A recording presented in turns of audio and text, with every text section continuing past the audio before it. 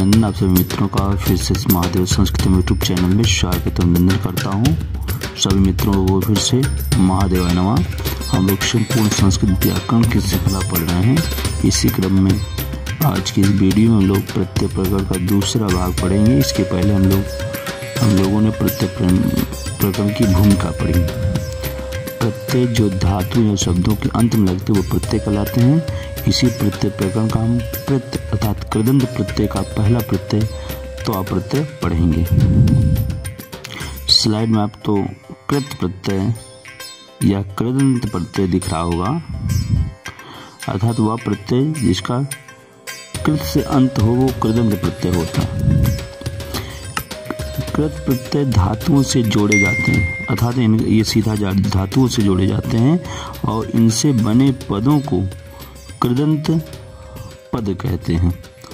कृत प्रत्ययों से तीन प्रकार के शब्द निर्मित होते हैं, पहला अव्यय, फिर विशेषण और संज्ञा। कृत प्रत्यय सीधा धातुओं से जोड़े जाते हैं और कृत प्रत्यय से बने शब्दों को कृदंत कहते हैं। कृत प्रत्ययों से तीन प्रकार के शब्द निर्मित होते हैं, पहला है अव्यय, फिर विशेषण, फिर संज्ञा। तो हम लोग पहला ऐसा प्रत्यय पढ़ेंगे जिसके जुड़ने के बाद अव्यय बनते हैं। तो उसी में पहला प्रत्यय हमारा है त्वा। क्या है? त्वा प्रत्यय। जो आधा का आधा ता वा लिखा जाता, कत्वा लिखा कर त्वा पढ़ा जाता है, त्वा प्रत्यय हम पढ़ेंगे। त्वा प्रत्यय देखें।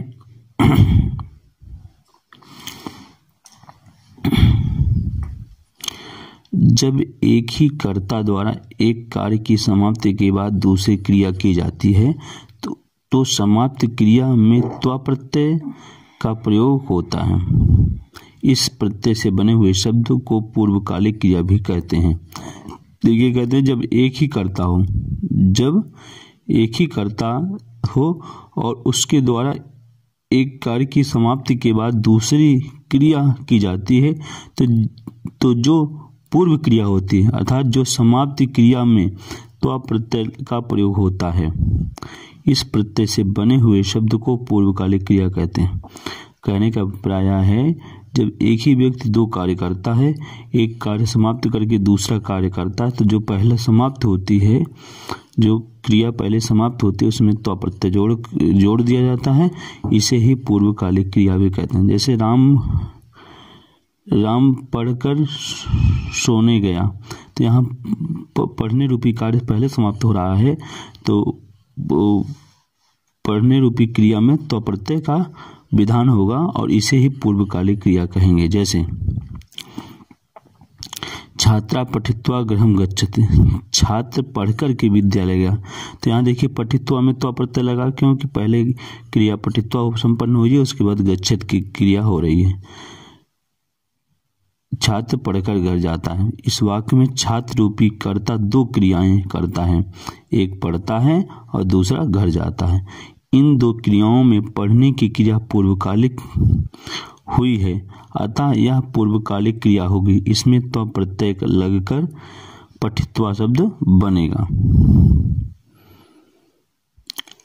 अर्थात त्वा पूर्वकालिक कृदंत प्रत्यय है। ना समझ लें, अर्थात अतः त्वा पूर्वकालिक कृदंत प्रत्यय है। त्वा प्रत्यय के का की लसक को तद्धित से इस संज्ञा और तस् लोपा से लोप हो जाता है, केवल त्वा शेष बचता है। कुछ धातु में ईट का आगम होता है तो इत्वा लगता है। देखिए, त्वा में कत्वा प्रत्यय में केवल त्वा शेष बचता है, ला का लसक को तद्धित से लोप हो जाता है, तो केवल त्वा जोड़ता है। लेकिन कुछ धातुओं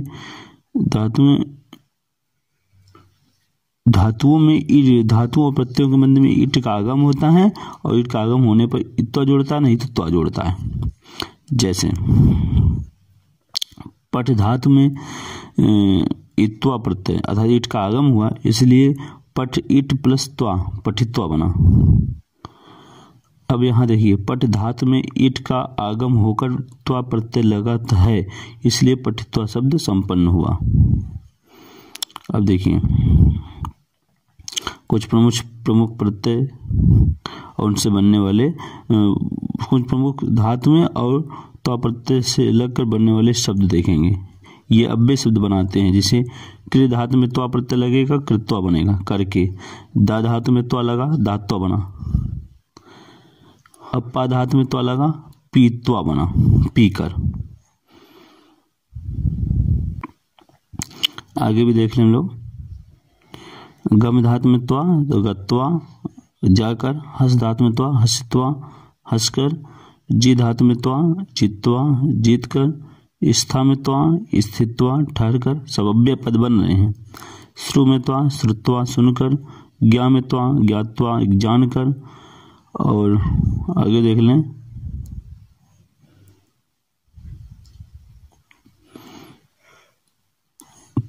पथ में त्वा पतित्वा गिरकर, स्ना में त्वा स्नात्वा स्नान करके, दृश्य में त्वा दृष्टवा। यहाँ देखिए यहाँ ता का टा हो गया है, ये देखिए ता का टा हो गया विशेष सूत्र से। और इस यहाँ देखिए इस ता का टा हो गया और दृष्ट का मूर्धन तालव्य सकार का मूर्धन सकार हो गया, अर्थात ता को टा और श को सा हो गया विशेष सूत्रों से। तो दृश्य में त्वा लगेगा तो दृष्टवा बनेगा। क्या बनेगा? दृष्टवा। आगे पठ में त्वा पठित्वा, यहाँ भी ईट का आगम हुआ है इसलिए पठित्वा बना, नहीं तो पठत्वा बनता। तो पठ प्लत्वा पठित्वा, लब्धंत्वा लब्धवा। यहाँ भी भा का बा हो गया विशेष सूत्र से, और ता का धा हो गया, ये भी विशेष सूत्र से संधि का नियम यहाँ लागू हो रहा है। भोभंत्वा भूत्वा। आगे देख लें।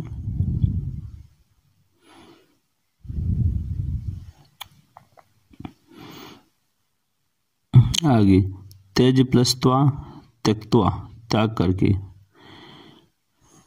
कथ प्लस त्वा कथित्वा कहकर, क्रीभत्वा कृत्वा खरीदकर, खेल प्लस त्वा खेलित्वा, यहाँ भी ईट का आगम हुआ है, खेलित्वा खेलकर, नी प्लस त्वा नीत्वा लेकर, प्रच्छ प्लस त्वा पृष्ठवा पूछकर। यहाँ भी ता का टा हुआ है और छा का मूर्धन सा हुआ है चा का, तो यहाँ भी विशेष संधि का नियम काम कर रहा है। गृह प्लस त्वा गृहीत्वा लेना लेकर। अब इसके बाद हम लोग दूसरा प्रत्यय लेप पढ़ेंगे। शीघ्र ही नए विषय के साथ मिलते हैं, तब तक के लिए महादेवाय नमः।